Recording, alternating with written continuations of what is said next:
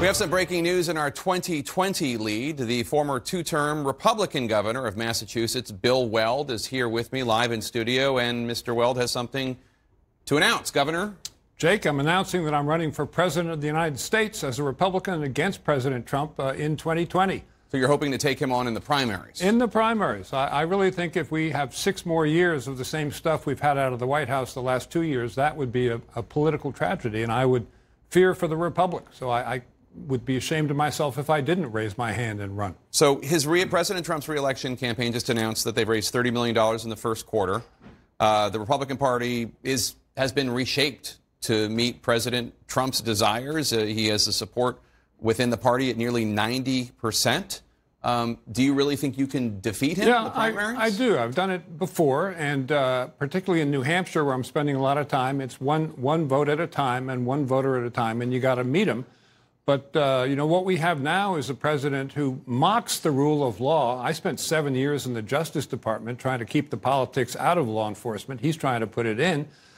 President says we don't need a free press, who says climate change is a complete hoax. He's not paying attention. I doubt very much he's made a study of any of those issues, but he seems to have difficulty, in my opinion, and I was a prosecutor for quite a while, he has difficulty conforming his conduct to the requirements of law. That's a serious matter in the Oval Office. So just in terms of your political strategy, you want to spend a lot of time in New Hampshire, and New Hampshire is a state where independents can vote in either primary. And it's a crossover primary. New Hampshire, really all 6 New England states, the Mid-Atlantic states, California, Oregon, Washington, very receptive territory. The president's not well liked in California.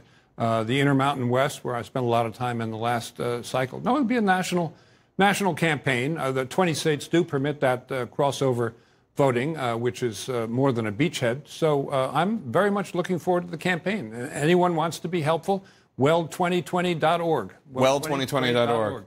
The Mueller report, you talked about, you served in the Justice Department.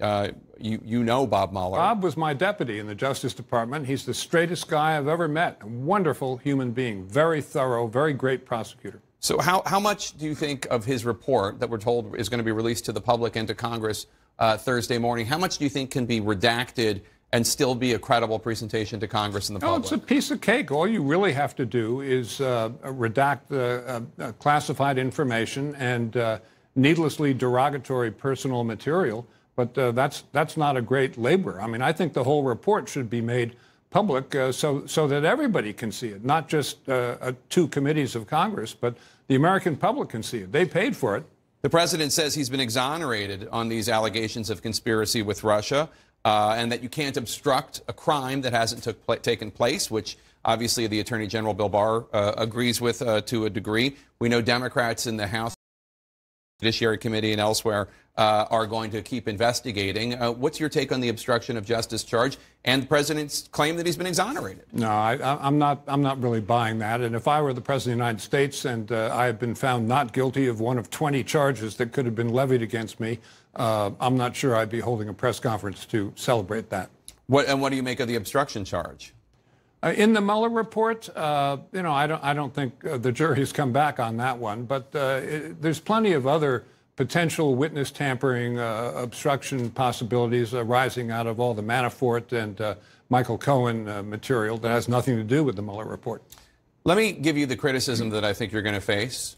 You are a Republican from a different era in American history. You are a moderate Republican. You were the Massachusetts governor. You were able to work with Democrats. You represent a sort of precisely country club Republicanism. No. A Republican who works across the aisle and gets things done. I was reelected with 71% of the vote because I brought everybody in. I would have a bipartisan cabinet if I get to 1600 Pennsylvania Avenue. And, you know, I'm an economic conservative. I was voted the most fiscally conservative governor in the United States by the Wall Street Journal and the Cato Institute. I cut spending year over year. Donald Trump is not an economic conservative. He doesn't even pretend to be.